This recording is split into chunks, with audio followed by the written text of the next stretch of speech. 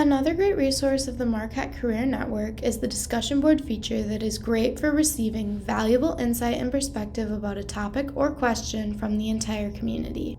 To access the community discussion board, you can either use the quick link shortcut on the left side of your homepage, navigate to the discussion preview play card on your homepage, or select the discussion tab on the top menu bar. Once you've been redirected to the discussion board page, you have a variety of options that allow you to interact with the Marquette Career Network community.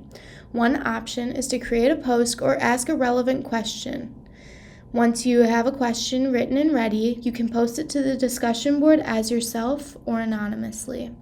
After you've posted your question, you'll see that it will appear to be pending until it's reviewed and approved. You'll also find that you're automatically subscribed to your post and will receive notifications about any responses it may get.